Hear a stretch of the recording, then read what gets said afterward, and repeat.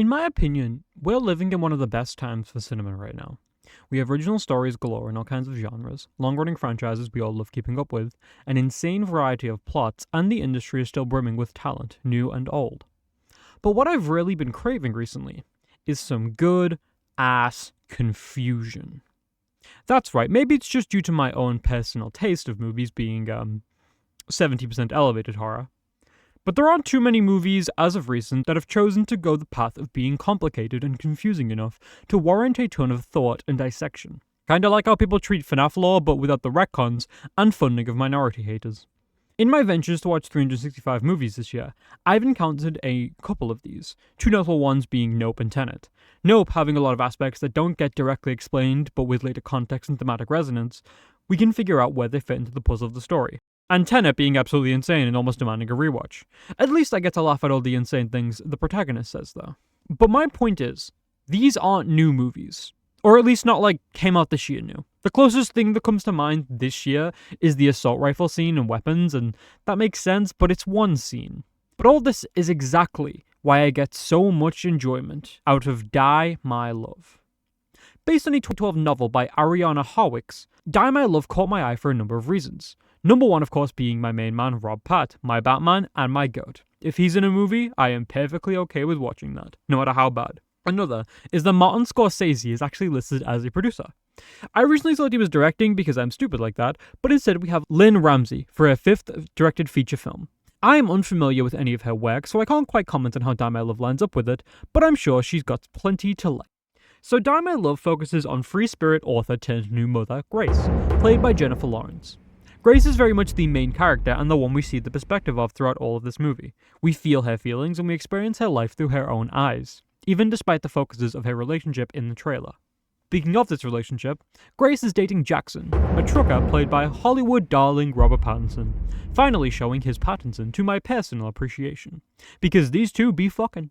Jackson's uncle recently died and they inherited his house, so decided to spruce the place up, living with their infant son that they haven't even decided a name for yet. Jackson and Grace are kind of unorthodox parents. You'll get who they were beforehand, and they're very wild and pretty freaky. Grace is struggling with her new life, just to balance the things she wants to do, spend time with her husband, write, see her friends and family, all while dealing with the presence and wants of the new baby and barely sleeping with him around. Jackson isn't exactly too willing to be flexible with helping. He's always going off to work or sleeping or not paying enough attention. This is but a spark though, because this relationship is going to get so much worse. When you're not responsible for 2 to 3 human lives depending on your partner, it weighs on a person much more than they should ever deal with. And Jackson is not eager to carry this weight. Speaking of other family though, Jackson's mother is a very present figure that Grace and he sometimes visit, and she is played by Sissy Spacek, in a role that I absolutely love. She has such great chemistry with both Jennifer Lawrence and Robert Pattinson, and really highlights what their relationship could potentially become by holding up a mirror to theirs and her own. Grace staying home while Jackson works definitely doesn't help her keep entertained. Cabin fever is a really hard thing to deal with, and with the balances of the stress of a new mother, a partner that isn't pulling his weight, the fear of inadequacy of the things you want to do, and the want for something greater, to be free of the cage you've had to put your songbird of a heart in, how do you deal with all that at once?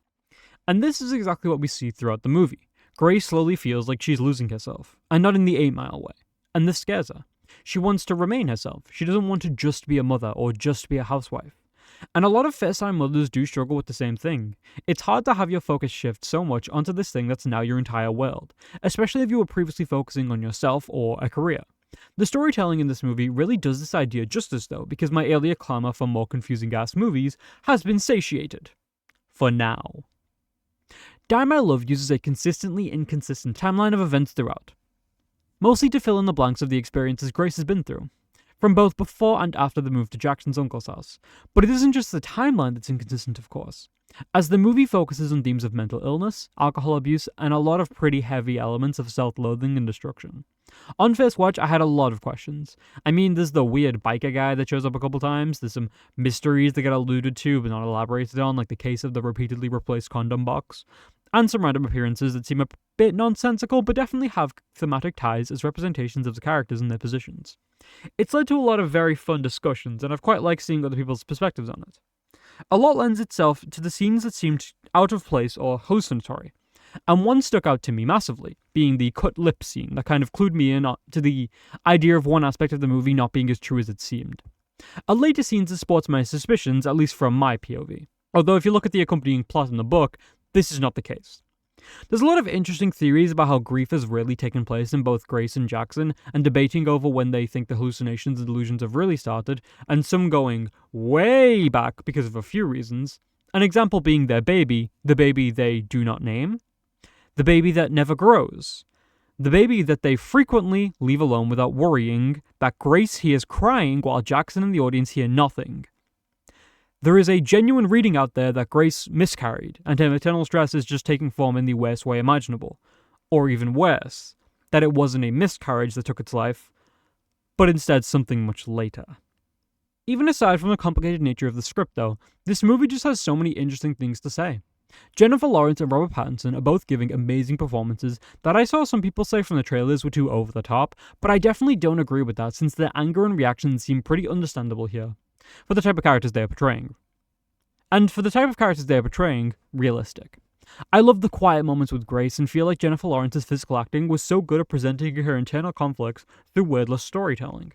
Plus, we see her progression across the entire narrative, and it really works since she nails the sympathetic aspects while also hitting all the bases of her mental illness. Robert Pattinson is perfect in this unclear and morally grey role where you want to root for him, but you just keep thinking about the things he's done in the past and don't know if he deserves what he wants. I mean, he doesn't listen to Grace, does things without discussing with her, is potentially being unfaithful, and half the time is just an absent partner who doesn't know how to console and be there for the one he loves. The two of them really work together and have amazing chemistry and conflict, although interviews with them would have you believe the opposite since they very much feel like siblings half the time. Regarding what the movie is trying to say though, Grace just has so many profound lines that really touch me about what her life has become, especially when discussing her writing and how it's fallen so far off the back burner that she feels she can't even try again. I'm stuck between wanting to do something and not doing anything at all. It's a really relatable thing, especially for me since I'm 90% sure I have ADHD, but for people experiencing burnout or who have to put their lives or careers on hold for their family, which is an unfortunately frequent thing for first-time mothers no matter how much they love what they do. It was similarly tackled in The Roses earlier this year, but this is much more of a serious examination of what causes this and how other people refuse to understand and try to help when you express it, and it's too real. Grace constantly sends out calls and cries for help and just wants to be understood, to be seen, for her existence to be acknowledged. She feels like she's falling down a spiral of depression and isolation and misses the way things used to be. Driving long distances with the man she loves, getting freaky on the living room floor and laying under the stars. Now she doesn't write, she barely talks to him, and the attention all goes to their baby. No matter how much effort she puts in for herself, nobody notices her, and that kind of thing is going to destroy your confidence no matter what. And it's at a point where some people would choose self-destruction over feeling like they don't exist. I really felt it when her friends were complimenting their baby over her, and even worse when they said she looked better. Because that's all that matters, compared to how you looked before and not how you feel or what you think about yourself. It was especially telling, if a little overdone, when she helped to calm down Jackson and may even have saved him from something worse, but he still snaps at her for what she did beforehand at the party. There's so many contributing factors to why she's feeling this way, and just wants to be free from the shackles of the life she's been pushed into. And you can see these parallels sometimes in Sissy Spacek's character, Jackson's mother Pam. Since she was an extremely devoted wife who misses her husband and still feels his presence, and when she's sitting and talking to Grace, there's a fly buzzing around the room that she seems not to notice. But Grace does, and she can't ignore it. She kills it and then can focus. Because the growing buzzing in her mind, the thoughts of depression and anger, and maybe even wanting to cut herself free from everything, they're still fresh in her mind and she can't get them off. Unlike Pam, who has grown used to and can ignore those kinds of thoughts. I just really like that these very worrying themes about mental health and illness in one of the most stressful times for any parent are being represented, especially from the perspective of a new mother who is doing everything correctly, since sometimes that's not enough for the selfish and unwilling people around you, which too many people have to go through, and they deserve to feel seen, understood, and represented. I also want to touch on the audio design. There's several needle drops in the movie that feel booming and overwhelming, and that was what clued me into the fact that the noises are usually from the perspective of Grace. She wants to encompass herself in the music and make it the only thing she hears. Drown out the pain and the sorrow and just live in the moment. Dance and feel special. Feel like the spotlight is on her. And this did form itself in some fucking loud noise jump scares from very quick and unexpected cuts that were quite startling, to say the least. It did hit my ears a little bit, which ironically Tenet did too when I was just talking about that movie. But I do at least feel like these are meant to get the audience to feel the same way Grace does. The annoyance and repetition, the loud bangs, I hear rage being let out when she's causing them. Sometimes just to feel something because of how numb it can get. And that poor little dog that just barks and barks and barks. It takes a lot for me to understand someone hating a dog, but they somehow managed to do it because it was fair for Grace to not like that it was around when all she wanted was some peace and sleep, especially with the baby doing the same. Finally, there's some pretty cool through lines in the movie about parents and how they treat their kids, and what can come of that, like abandonment issues and so forth. And I feel like, while not explicitly said, I love that these can easily be applied to Grace, especially when she's recommended to let a baby cry itself out, which is something that you should not do, as many a psychologists have had to say, since this kind of negative reinforcement would just lead to stunted emotional growth and a lack of understanding of how to deal with negative emotions, and less of an opportunity to bond with your baby. And Grace was that baby. She says her parents are the root of a lot of things that she feels, and she was probably left to cry out, as Jackson does to her when he gives her space, and just wants to have Jackson to herself and never have to let go. To be happy with him and do plenty of fun things together.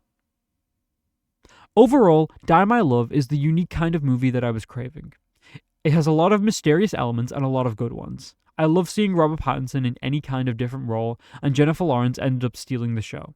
With its wonderful cast of depressing characters, themes that I need to see more movies cover because they really should be normalized issues to talk about and explore for mothers, partners, and just women in general. And unique, somber look at the seclusion of full-time parenthood life.